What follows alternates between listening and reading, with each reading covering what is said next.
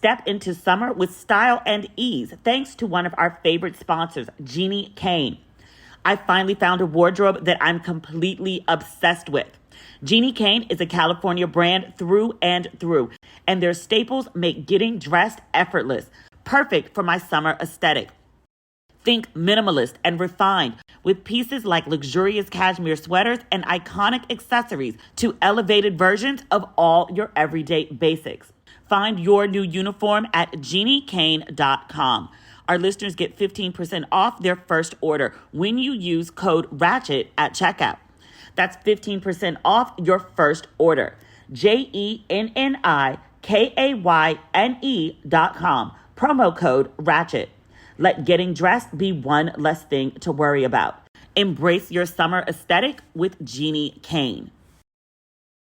When I think of summer smells, I think of sunscreen, salty beach air, barbecue on the grill, and, unfortunately, body odor. Well, not this summer. Thanks to Lumi Whole Body Deodorant, BO will no longer be an unwelcome guest at my summer plans.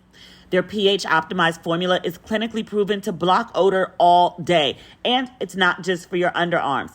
It's for everywhere we get odor. Pits, privates, feet, underboobs, you name it. So no matter how hot it gets, you can still smell fresh and feel confident from head to toe. As a special offer for listeners, new customers get 15% off all Lumi products with our exclusive code. And if you combine the 15% off with the already discounted starter pack, that equals over 40% off the starter pack. Use code RATCHET15 for 15% off your first purchase at LumiDeodorant.com. That's code RATCHET15 at LumiDeodorant.com. Ladies and gentlemen, boys and girls, and those who don't identify as either, you are listening to Ratchet and Respectable from Mexico. I'm still on hiatus, or I'm supposed to be on hiatus. I'm back today because I said last week, if something truly crazy happens, and a lot has happened. A lot has happened. The Republican nominee, the former president of the United States, got shot. But actually, I'd considered coming back when Michael Ealy, it wasn't as disrespectful as people said it was at first, but it was low-key disrespectful, and I find the shit hilarious. I lost so many followers for laughing at that, and I don't care. That shit was funny. Let's back up. If you have no idea what I'm talking about, and do you own a screen of any kind? If you don't, or maybe you're not in America, so you don't care, but everybody knows Trump got shot, right? I was late to find out. I was in the middle of a birthday trip. I was hosting 9 friends over here in Mexico, and we were sitting in the water all day because it's 90-something degrees. It's hot. It's humid. There's mosquitoes everywhere. The only respite is in the water.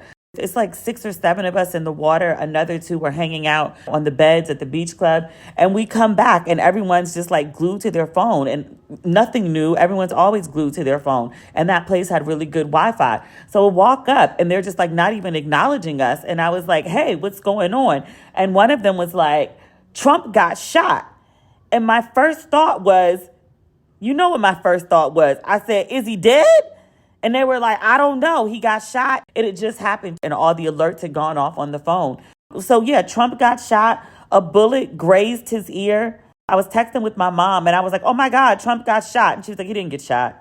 I was like, Mommy, Trump got shot. And she was like, he got grazed. He didn't get shot. And I was like, it was a bullet out of a gun and there was blood. And she was like, grazed, not shot. It doesn't have a hole in him.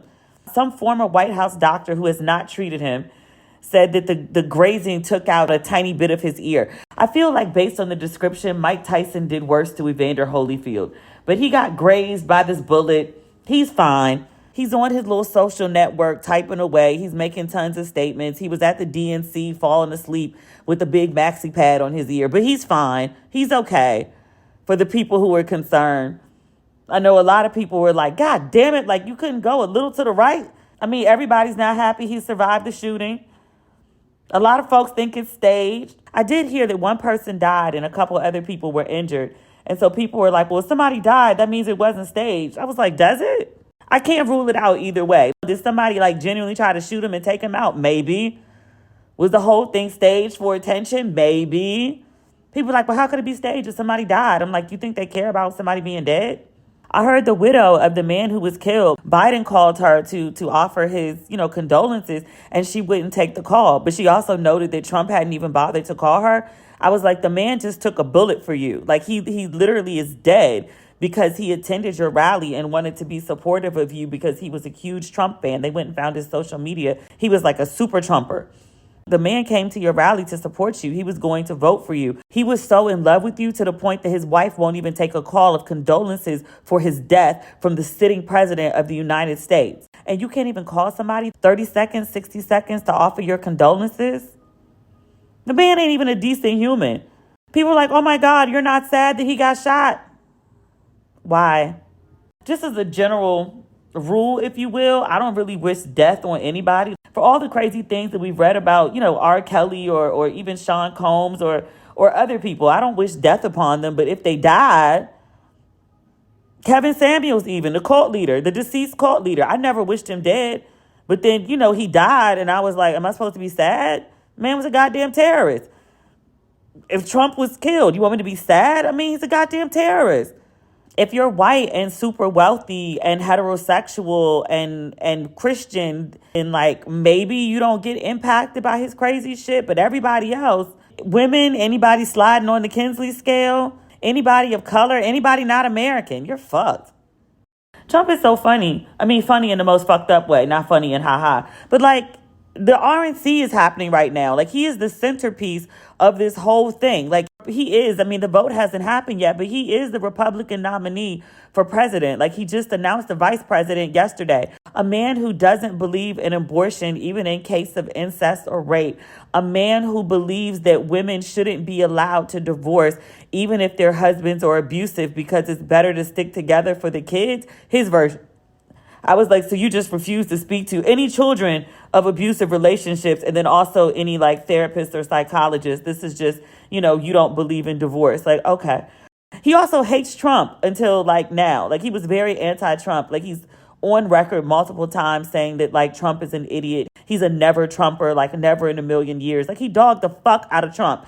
And now all of a sudden he's like, yeah, Trump is the best. Trump is the greatest. Pence did that dumb shit. And on January 6th, they showed up trying to hang his ass. But, folks got to learn. And everybody in Trump's circle, Giuliani, Bannon, they all end up in jail somehow. But now you want to sign up to get into the mix. People really out here selling their souls. And for what? Jail time? I saw all these Democrats stumbling all over themselves to talk about how this violence is wrong. And they wish Trump a speedy recovery and how horrible it is that somebody shot him. Look, I'm mindful with my words because I recognize that Malcolm X speaking truth to power and pointing out after the Kennedy assassination that chickens coming home to roost. It may have been an accurate sentiment, but it was also like largely a big part of Malcolm X's downfall. So I choose my words carefully.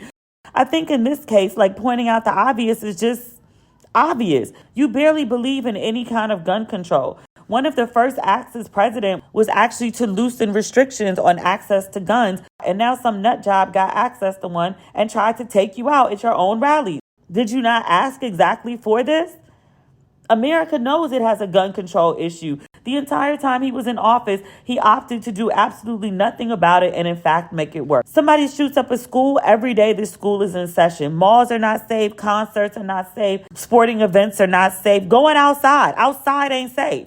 The same way folks is shooting up D.C. like it's 90s again. It's the same thing in L.A. It's the same thing in New Orleans. It's the same thing in New York. It's the same thing in Miami. I've been to 5 cities since I got back home a month ago. I'm taking Ubers everywhere. Uber drivers love to chat. Inevitably, the conversation always turns to the amount of crime in the city, and things are crazy and people are just shooting up shit and the murder rates are going through the roof. You actually made it easier to access guns. You loosened the restrictions, and now that shit has literally landed at your head. What do you want me to say? There's a type of person that would be like, you know what? I didn't take this whole gun control thing seriously until it happened to me. We might need to have tighter restrictions on guns because this shit is really out of control. Somebody just tried to shoot me at a rally and took off my ear tip. No. The Republicans have not taken this incident to start discussing tighter gun control. They've taken it to start discussing DEI. Trump's ear was still 38 hot, and some sitting congressman starts talking about, oh, the issue is because the Secret Service has DEI hires. And I was like, they talking about black people? In fact, they were talking about woman people. Apparently, there were female Secret Service agents, and the man deduced that Trump got shot because women can't do as an efficient job as men. In half fairness to the man, clearly the Secret Service dropped the ball. There's been video circulating of people in the audience for the rally, for the Trump rally, seeing somebody on the roof with a gun and being like, who is that on the roof? Like they're yelling and trying to get the attention of the Secret Service and saying there's someone on the roof, there's someone on the roof. And then other people are like, he's on the roof, he has a gun, he's on the roof. And the Secret Service didn't see him or saw him and did nothing. Because again, I haven't ruled out the staging thing about this. The shooter is dead, by the way. Clearly, the Secret Service dropped the ball, full stop. But I was like, you just automatically assume, like, oh, it must be the women. The women are at fault. It couldn't be the men. The men are capable of fucking up. No. Only women and people of color and people on the Kinsey scale. Just, oh, God, I hate these motherfuckers so bad. Vote, goddammit. Not that Biden inspires anything, but just because Trump is so goddamn awful.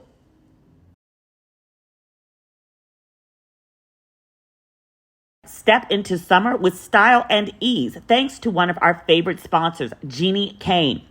I finally found a wardrobe that I'm completely obsessed with. Jeannie Kane is a California brand through and through, and their staples make getting dressed effortless, perfect for my summer aesthetic. Think minimalist and refined, with pieces like luxurious cashmere sweaters and iconic accessories to elevated versions of all your everyday basics. Jeannie Kane has everything you need to embrace your uniform, not to mention the most incredible home essentials too. Jeannie Kane is here to help you live your best season yet. And for a limited time, our listeners get 15% off their first order. Go to jeanniekane.com and use code RATCHET to get 15% off. I get compliments every time I wear Jeannie Kane. Everything is so comfortable and I can live in their clothes all year long. If you need something luxurious to add to your vacation wardrobe, I have been loving the Flynn cashmere sweater. It's so versatile, making it easy to dress up or down, making it the perfect piece to pack in my suitcase. Find your new uniform at jeanniekane.com. Our listeners get 15% off their first order when you use code RATCHET at checkout. That's 15% off your first order. JENNIKAYNE.com. Promo code RATCHET. Let getting dressed be one less thing to worry about. Embrace your summer aesthetic with Jeannie Kane. When I think of summer smells, I think of sunscreen, salty beach air, barbecue on the grill, and unfortunately, body odor. Well, not this summer. Thanks to Lumi Whole Body Deodorant, BO will no longer be an unwelcome guest at my summer plans. Their pH-optimized formula is clinically proven to block odor all day. And it's not just for your underarms. It's for everywhere we get odor. Pits, privates, feet, underboobs, you name it. So no matter how hot it gets, you can still smell fresh and feel confident from head to toe. Ready to make this your freshest summer ever? Lumi has a special offer. New customers get 15% off all Lumi products with our exclusive code and link. Use code RATCHET15 at LumiDeodorant.com. That's LumiDeodorant.com. I know some people are like, no, get out of here with this new deodorant. Use the aluminum. It's too hot. Lumi works. I've been using it for years. I do not stink. If I did, I would not use it. I only use it under my arms, even though it can go almost everywhere. And I take a shower and refresh every 24 hours, even though Lumi can last up to 72 hours. If you're ready to give Lumi a try, Lumi's starter pack is perfect for new customers. It comes with a solid stick deodorant, cream tube deodorant, 2 free products of your choice like mini body wash and deodorant wipes, and free shipping. As a special offer for listeners, new customers get 15% off all Lumi products with our exclusive code. And if you combine the 15% off with the already discounted starter pack, that equals over 40% off the starter pack. Use code RATCHET15 for 15% off your first purchase at LumiDeodorant.com. That's code RATCHET15 at LumiDeodorant.com.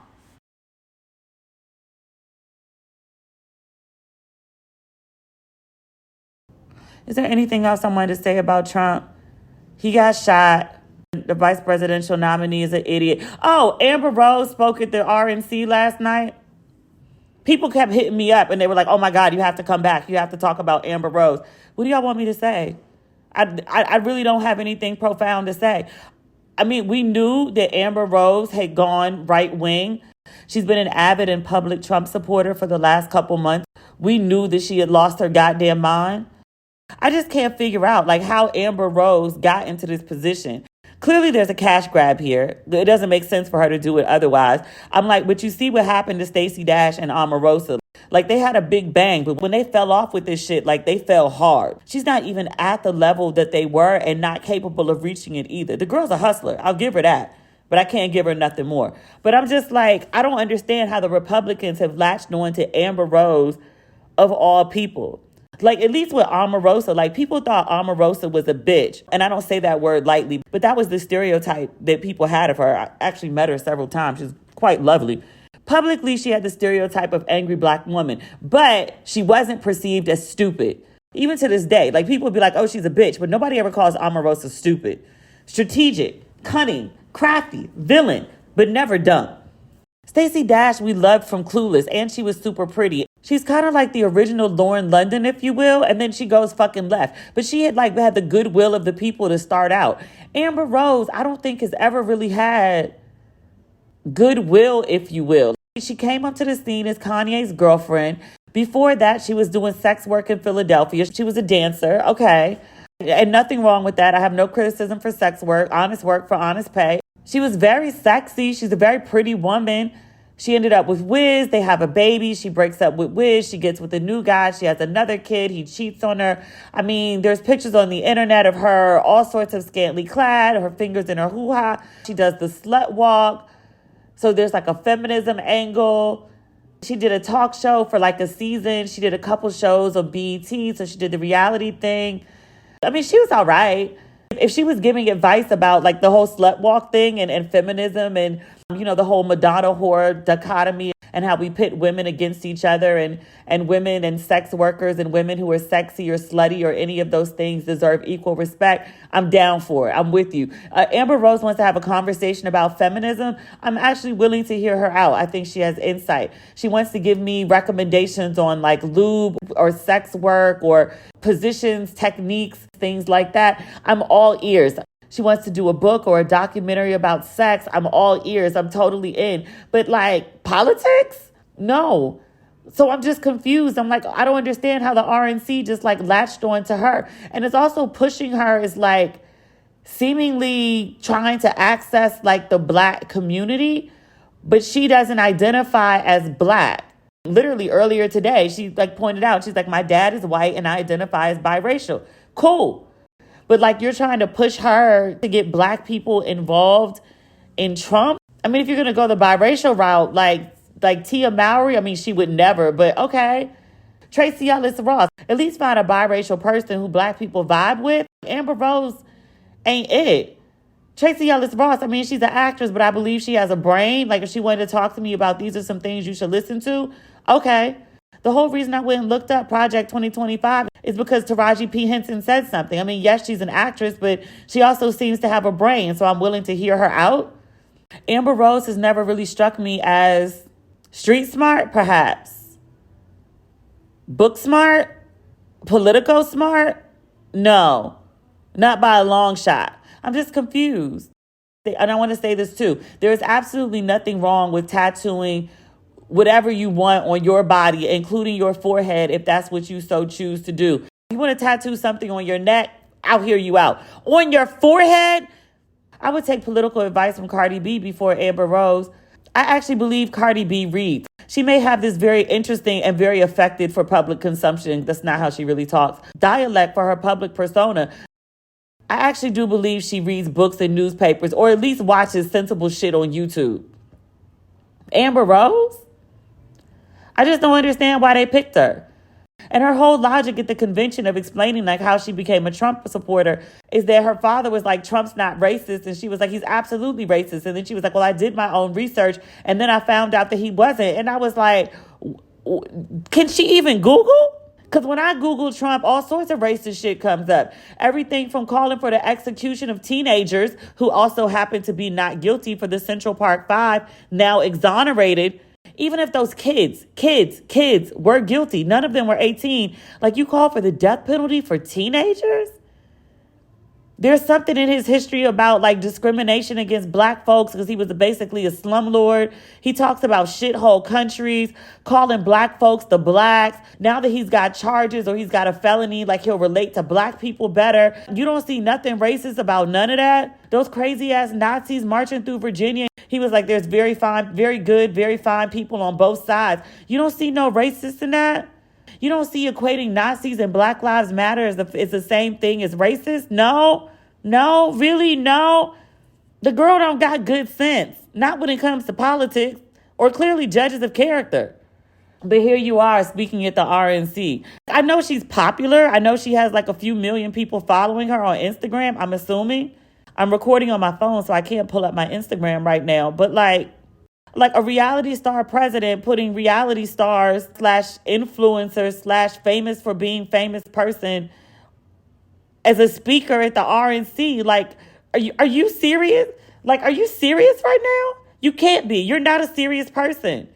He's running the election and it's effective. That's the crazy part. But it's like you're running an election as if it's a popularity contest. I mean, and to a degree, I understand you have to get people out to vote. But like, you're literally in charge of making decisions that affect people's real lives for the 4 years you're in office. And then also you're putting policies in place and people in the sense of the Supreme Court justice that have like effects on this country for decades to come. And you're running it like it's sweeps week, like it's a ratings bonanza. This is where we are. This is where we are. And Biden, like it's they suspended campaigning after Trump got shot, like out of respect for it. And I was like, he ain't dead. And they're revving up campaigning. That man got shot, whether it was staged or otherwise. I do believe a bullet was fired in his direction. I do believe it actually did graze his ear. But the man got shot. He was more concerned about the photo op than he was about his own damn ear. We've seen the video where he's trying to get the pictures in front of the photographers and he's like raising his fist and being like, fight. And this is who you're suspending campaigning for. Trump and all the other Republicans are milking this moment for everything that is fucking worth. Meanwhile, the Democrats are like stumbling over themselves. This is terrible. This violence in America. Y'all taking that Michelle Obama shit way too far. That like, oh, when they go low. No, go low, goddammit. Y'all need to fight. Damn. Speaking of violence, my boy Michael Ealy, I claim him. I still claim him. There's a video circulating on the internet. In fairness to both Michael Ealy and Jonathan Majors, the first part of the clip was cut off. What was circulating on the internet, they really got the people going, including myself, was an edited video that showed Michael Ealy approaching Jonathan Majors and Megan Good. He and Megan Good apparently are good friends, very good friends. They've known each other forever. They've been in film together like forever ago. They're vintage Black Hollywood at this point. But he sees Megan Good. He's really excited. He gives this little hearty laugh / growl. He hugs her. He picks her up. She squeals in glee. And then he goes and speaks to some other people. He don't speak to Jonathan Majors, who's standing next to her. He speaks to some other people. He doubles back. They all get into a picture together. Michael Ealy on one side, Megan in the middle, Jonathan Majors next to her. Jonathan Majors looked so uncomfortable with the whole exchange. Now, what got edited out of what was circulating online made a huge difference, kind of. It made a slim difference. Let me take out huge. It made a slim difference in perception. So Michael Ealy actually did speak to Jonathan Majors. He either dapped him up or gave him a hug before he approached Megan and then growled and picked her up. You could see on Jonathan Majors' face that he wasn't exactly okay with the situation. And then after the photos, when everyone was dispersing and going on to do other things, you could see Megan and Jonathan looking at each other, and she was trying to clean it up. Like, facial expressions say a lot. It's better than the original edited video to see that Michael Ealy spoke to Jonathan Majors first. And still, you being in front of a man and grabbing up his woman and hugging her so hard and picking her up in the air, he was doing a lot. He was doing a lot. It was light disrespect. And just knowing Michael Ealy just a teensy bit, he's not a messy dude. We haven't heard any drama from him involving other women. Before he was married, he was like an incorrigible flirt. I looked forward to it every time I saw him. There are pictures. There's one with me. Since he's been a married man, he's been married for a minute too, he's been on his best behavior. We don't know him to be a messy man. However, we know that he has a close relationship with Megan. We also know Jonathan Majors doesn't have the best reputation. Michael Ealy could have been on some, we always talk about how grimy he is and the characters he played. Like, we always thought it was good acting. But he also may have some crazy. Because that video is fucking wild. Wild! And I loved him for it. I loved him when I thought he was being intentionally disrespectful too. Like, I really did. People are like, oh, you're okay with disrespect now? Yeah, to like abusers? Sure. Sure I am. I absolutely am. I hope Megan ain't get cursed out on the car ride home or get her ass beat afterward. I said that to somebody else, and they were like, you really think he would beat Megan? And I was like, you really think he would beat every woman, allegedly, just, based on the exposés and the Rolling Stones and the New York Times that talk to like tens of people dating back to his college days at Yale. Multiple women have accused him of abuse. And I was like, okay, so you think he was just fucked up all these times with no therapy on deck and just decided he was going, okay, you know what? I beat all these other women, but I ain't going to beat her. Your triggers are your triggers. If he got help, okay. I mean, he is getting court mandated therapy, right? Like once a week for a year. I hope he ain't beating Megan's ass. That'd be a goddamn shame, wouldn't it? This show is sponsored by BetterHelp. Comparison is the thief of joy, and it's easy to envy other people's lives. It might look like they have it all together on their Instagram, but in reality, they probably don't. Therapy can help you focus on what you want instead of what others have, so you can start living your best life. You are a listener of this podcast, so you know that I am a huge advocate of therapy. I think everyone should have some, especially the people that think they don't need it. Friends, you are the people that need it the most. If you're thinking of starting therapy, give BetterHelp a try. It's entirely online and designed to be convenient, flexible, and suited to your schedule. Just fill out a brief questionnaire to get matched with a licensed therapist and switch therapists anytime for no additional charge. I love how easy BetterHelp makes it for everyone to access professional help. Stop comparing and start focusing with BetterHelp. Visit betterhelp.com/ratchet today to get 10% off your first month. That's BetterHelp, HELP.com/ratchet. I know that none of you watch porn, but just in case you have any friends that do, help me pass along this important PSA. Incognito mode does not make you incognito. Check the fine print. All your late night activities are still 100% visible to a ton of third parties, unless you use ExpressVPN. Protect your online privacy today by visiting expressvpn.com/ratchet. That's expressvpn.com/ratchet. And you can get an extra 3 months free. expressvpn.com/ratchet. Speaking of Megan, she's in this new Tyler Perry movie. I swore up and down I wasn't going to watch the movie. They've been doing press runs. By they, I mean Megan Good and Corey Haddock. They're the stars of the movie. They play a divorced couple, ripped from the headlines, if you will. Great casting. But they did the rounds at ABFF. We were actually trying to get Corey for the Ratchet and Respectable Live that I did. We just couldn't coordinate the schedules. And I wanted Megan too, but that didn't really get off the ground. We were in talks with Corey's people. It just didn't click with schedules. But they did the rounds at ABFF, and then they were down at Essence. They've been promoting this movie really hard. I can't say that I was excited about it. Just based on the previews that I saw, I was like, I kind of know how this ends even before it begins, which it was exactly what I expected. The only thing I wasn't expecting, and this is the reason I watched it, the movie comes out, everyone and their mom is talking about like the first 7 minutes of the movie. They're like, woo, child, this opening scene. Oh my God. Oh my God. Like they're just going crazy. And I'm like, how crazy could it be? Because Tyler Perry movies are always so predictable. Like, why is everyone going crazy? Still wasn't going to watch it. Saw this interview that Corey Haddock did, and he said that this is the most money that he's ever made for a role that he's played. And he said they shot the whole entire film in 3 weeks, which I was like, that's it? Because usually films shoot for months. He said they shot the whole film in 3 weeks, which, gave me no inspiration.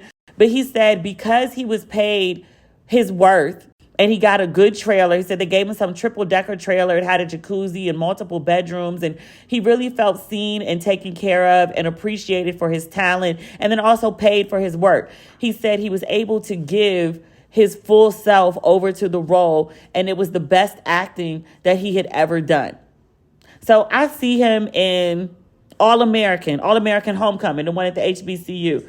I had started watching that, and he was fine in the role. Nothing real standout.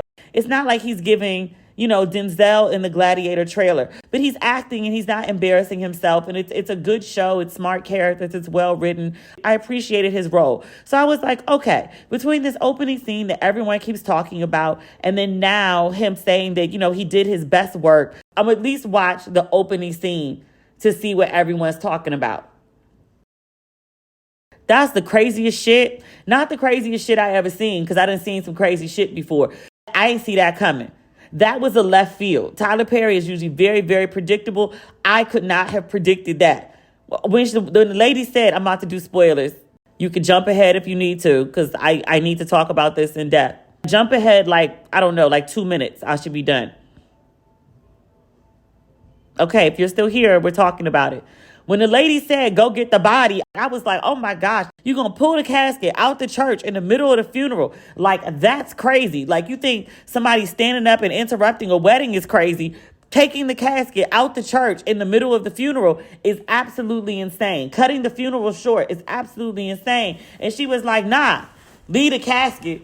Just get the body. Ma'am, I know you fucking lying.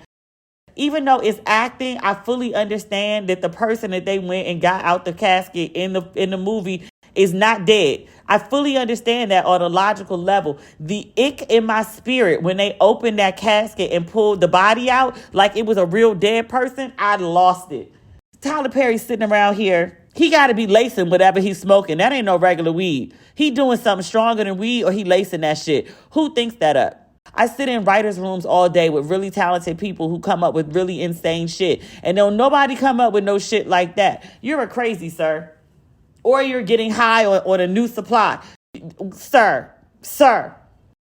That movie was fucking terrible. I know the last one, Mea Culpa, people were like, fuck you, Demetria. You told us that movie was good, and I went and watched it, and it was trash. I liked exceptionally much 2 scenes in that movie. And as much as I don't like Trevante Rhodes, I think he is a god among mere mortals. He is a physically superior specimen to everyone on earth, except Michael Ealy, Morris Chestnut, Idris Elba, Lorenz Tate, and Method Man.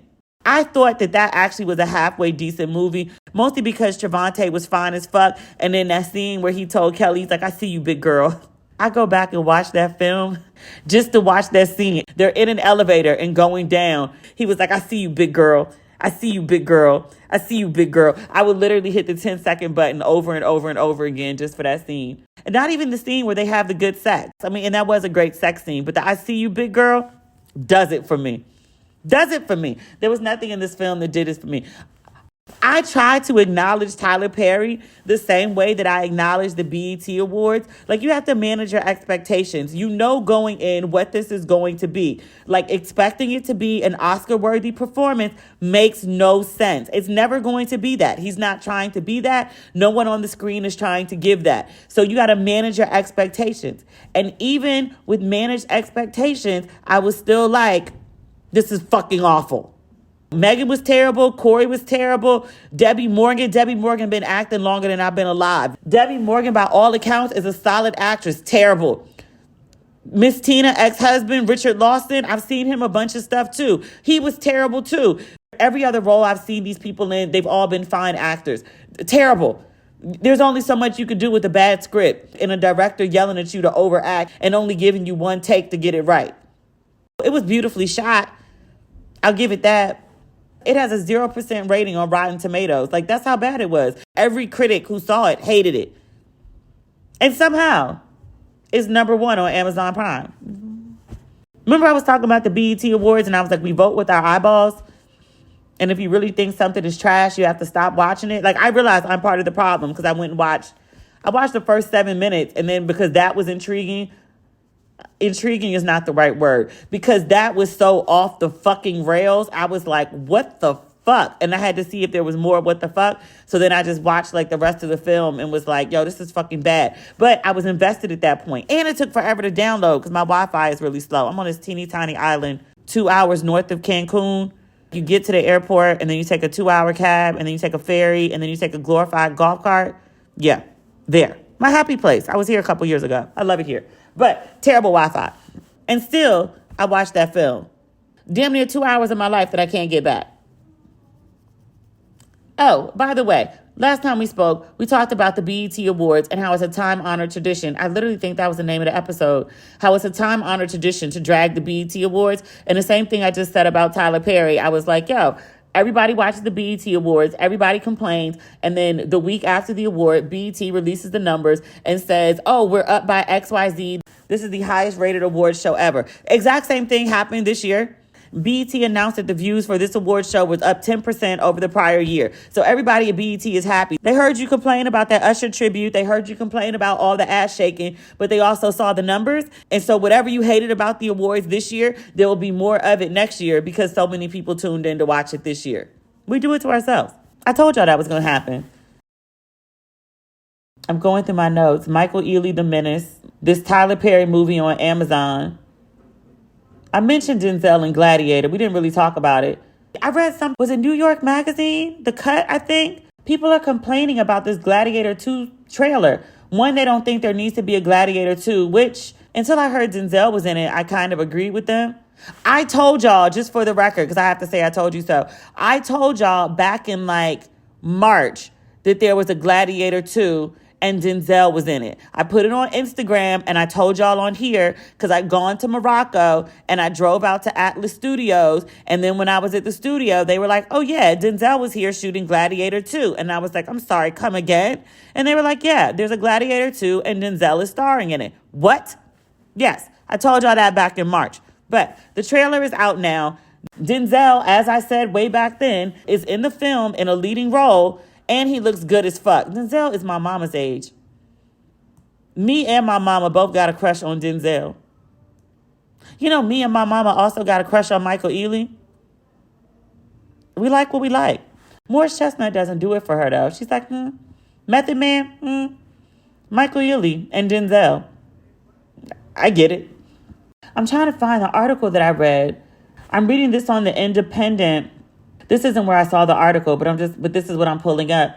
The article says, why are fans review bombing the Gladiator 2 trailer? And it notes that the trailer has over 360,000 dislikes on YouTube, more than twice the numbers of likes and counting. The trailer has been viewed over 15 million times so far. People are mad that Denzel is in the film. And then they're also mad that Jay-Z and Kanye West, No Church in the Wild, is the song, the soundtrack that's used for the trailer. Not the biggest Kanye fan at the moment, but I wasn't mad at all that the song was used in the trailer. All I paid attention to in the trailer was Denzel. I am so goo gobs excited. I cannot wait. I love Denzel. And Gladiator is one of my favorite films. And just from the trailer, it looks like they may have got this story right. Denzel's not really known to take a bad script. There are movies that I didn't absolutely love, but there's nothing Denzel's been in where I'm just like, why? I'll never have a reaction to anything Denzel is in the way I have, reactions to anything Tyler Perry creates. That's how bad this movie is. Like in general, I have like a hands-off rule with Tyler Perry. Like either don't mention it or I just, I remind myself that he sat all 8 hours of Aretha Franklin's funeral when Whitney Houston died and her body was in L.A. Tyler Perry either paid for the jet to take her back or gave up his jet to take Whitney's body back. He does a lot for the culture. He flipped all that money from his terrible movies to create his own studio, and he put black people's names on all the studios. He does good things for the culture. He also creates... I'm stopping. I'm moving on. The last thing I have on my list, and it's the last but not least, Danyelle Smith. She's a former editor-in-chief of Vibe magazine. She was the editor-in-chief before I got to Vibe. I got to Vibe in fall 2000. Emil Wilbekin was the editor-in-chief by the time I got there. So Danielle had already moved on. But she's a veteran journalist. She's written for everyone. She's got at least one book. I read it when it came out. I think it's more like wrestling.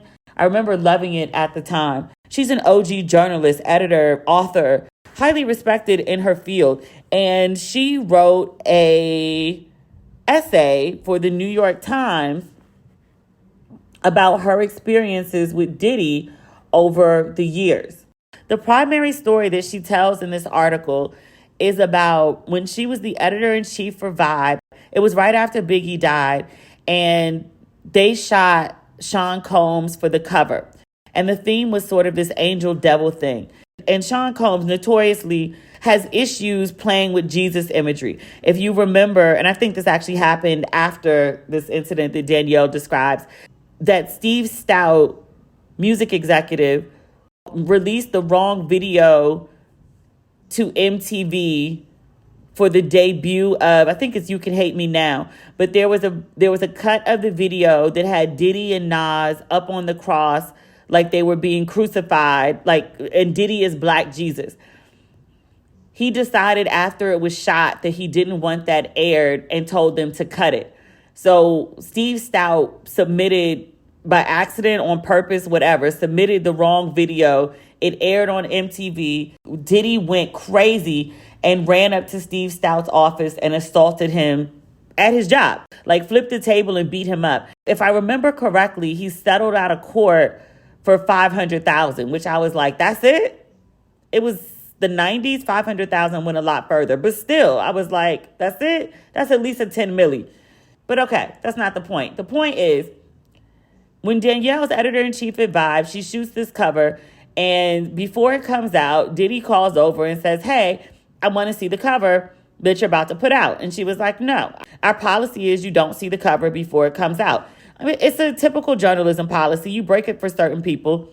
In essence, certain people got to approve their covers. Other people got to see their covers before it came out. It's not really a hard and fast rule. And also, just because you let somebody see the cover doesn't mean you're going to change the cover. It just means they see it. So Diddy wants to see the cover, and Danielle, as editor-in-chief, was like, no, that's not our policy. So he was like, I will come up to that goddamn office. You're going to show me the cover. She's like, yeah, no. I mean, so he already had a reputation for being kind of unhinged. So they have a contingency plan in place, just in case this mofo pops up at the office and tries to force her to show him the cover. He actually does that shit. He shows up at the Vibe offices with two of his security and comes looking for Danielle, trying to get her to show him the cover. That's crazy. What's also crazy, she's describing running through the Vibe offices, and I was like, oh my God, I was there as a fucking intern. I had no idea the danger I was in working for Vibe. It gets crazier. He shows up at the office. The staff shuttles her out a back entrance, down a stairwell. She goes outside. She gets put in a cab. They send her off to Brooklyn with all the pages so he doesn't get to see the cover. Okay. He calls her and threatens to kill her. She has to sick her personal lawyer on him, and he apologizes. And then they show up to work one day, and the servers are gone. And Danielle makes a specific mention. She was like, we're talking about the 90s. So the servers were all the backup for all the files, for the office, for everything. She was like, it's the size of like a dining room table. There are two of them. She was like, they're both missing. The nigga allegedly broke into the Vibe offices and stole the servers because he was mad that she wouldn't show him the cover and then to keep this issue from coming out. Luckily, someone else in the office had the whole magazine on a disc that they had taken home, and that was the only way that the issue was able to go out. But the mofo broke into the office and stole the servers, allegedly. That's crazy. That's crazy. And she goes on to tell this other story. She knew Kim Porter, Diddy's ex, the mother of 4 of his children. Technically, Quincy's dad is Albie Shore, but Diddy raised him. Okay. Danyelle Smith ends up at dinner with Kim and some other people, some little cute place in the city. But she said Diddy comes into the restaurant, comes up to the table. He knows everyone there, but he doesn't speak to anybody. He grabs up Kim's purse, something cute and designer, and dumps everything out on the table, her money, her cards, and everything. Embarrasses her in front of everyone, and then snatches her up and forces her to leave the restaurant. I was like, that's crazy. And she was like, yeah, but that's Diddy. So she recounts like all these multiple encounters with him over the years. She notes in the article that she blocked out a whole bunch of it. She doesn't really get into the exact why. It could be because it's traumatic. She needed to minimize it or kind of like delete it or ignore it in order to do her job. She points out that, she worked in music all those years, and he was one of the most powerful men in music. In order to do her job at top level, she had to keep interfacing with him. So she tells this story and she puts Diddy in context, and she's like, there are a lot of men who were abusive before him and during him and after him. It's not like it's just him. She says it's the culture of what it is. It's a really long article. I'm not pulling it up right now to read it piece by piece. It's about, I would say, 4,000 words. I read it on my phone and I felt like I scrolled forever.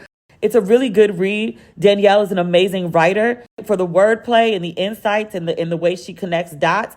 Most of what she's writing about is terrible stories, but it's a pleasurable read just because of the way that she writes. So I highly recommend that you read it. I posted a screenshot of the headline and the opening of the article on my page in support of Danielle. And I sent her a DM and I said, I'm proud of you. Because when women speak up about stuff like this, it doesn't matter your position or your receipts, quote unquote, or even the timing. You could tell it the next day, you could tell it 10 years later. It really doesn't make a difference. But women who speak up about men's bad behavior just tend to get shitted on. So I just wanted to send her a note of encouragement. And I posted it on my page. And, y'all listen to me here. You know that I tend to slant feminist. I have mostly liberal perspectives. And people who follow me tend to think not exactly like me, but in the same vein. Everyone doesn't always agree with everything. And that's fine. I have no issue with people disagreeing. But a lot of people really went in and they were like, why would she bother speaking up now? Why didn't she say something then? I like to point out to people, as someone who spoke up about some shit, and not even about a famous person, but someone literally coming to my room to, I don't know, maybe it was to just get my attention. Maybe it was to rape me. Maybe it was to kill me. I really don't know. But literally as someone who spoke up about it, within 10 minutes, to the managers of the hotel, and then got the police involved, all the things people are you're supposed to do in the moment, and then publicly spoke about it within 24 to 48 hours and still got shitted on. It doesn't matter. So many people were like, well, why is she telling her story now? And I'm like, what do you think would have happened to her if she told her story then? She wouldn't have had the amazing career that she had. She would have been blacklisted. Wendy Williams spoke up about Diddy when she was one of the most powerful women in radio. And he got her fired from her job and she had to leave New York City to go work in Philly. That was Wendy Williams, who had a very powerful presence, who had a very powerful voice. What happens to the Danielles of the world? And Danielle was the editor-in-chief of Vibe. What do you think happens to all the women who aren't the editors-in-chief of prominent magazines? People are like, all he wanted to do was see the cover. What did she think he was going to do to her? Okay, because he came up to the office. I told the Steve Stout story earlier specifically to make the point. Steve Stout did something professionally that he didn't like, and he ran up in Steve Stout's office and beat the shit out of him. Steve Stout is a man. He was an industry executive. He was a peer. What do you think he would have done to Danielle if her coworkers, her subordinates at that, her staff, hadn't shuttled her out of the office to safety. And people were like, why didn't she speak up then? Maybe she didn't want to get her ass beat. Maybe she wanted to keep her job. And also, too, additionally, Danielle makes this point in the article, which you really, really, really got to read. She points out that men have always perpetrated violence, perpetrated danger, perpetrated abuse in the industry. And she was like, yeah, and part of the reason they do it is to keep women out. She was like, it's very intentional. Like, it's not an accident. It's not a happenstance. Like, it's intentionally part of the culture to keep people, women people, from infiltrating the culture. I told you my theory the other day. I think I talked to y'all about that. I say things sometimes and I edit it out in post because I'm like, man, that might be a little too much. But I've been rolling around this theory for a while that, like, there are men who rape and abuse, right? And then also there's tons of men who don't. But they also don't enforce not raping and not abusing to other men. They give women a bunch of ways. These are the things you could do. You can avoid this. You can dress this. You cannot go here. You cannot speak this way. You cannot do all of these things. But they never really say to men, like, stop abusing, stop raping, stop treating women like shit. My theory is that, quote and unquote, good men need the bad men to act the way they do to keep women behaving in a way that works for them. So it's like, you need me. You need me to protect you. So it's like you need the bad guys in order for you to come in and be the good guy. My theory is that men, good guys and bad guys, and not all men, obviously, but like, you know, a good healthy chunk of them are working in tandem to keep women oppressed. I say shit like that and people are like, that's a little extreme, don't you think? Is it? I think the same thing about Democrats and Republicans. I mean, to bring the whole conversation full circle. In the current political environment, like, Democrats need Republicans to be on their bullshit in order to get people to vote Democrat. Because Joe Biden inspires nothing. Trump out here doing crazy shit. Him picking this VP that's like, yeah, women shouldn't leave marriages even when their husbands are beating them. Women shouldn't be allowed to have abortions, even in case of rape or incest. Democrats need Republicans to do crazy shit, to say crazy shit in order for people to want to vote Democrat right now. Like, it's all in tandem. Okay, enough with my conspiracy theories. That's the podcast for this week. I don't think you're getting one on Friday, but I may fuck around and surprise you because I didn't think you were getting one today. But I had a bunch of stuff in my head that I needed to get out. So here we are. All right. I'll be back. I'm not sure when. Talk soon. Bye.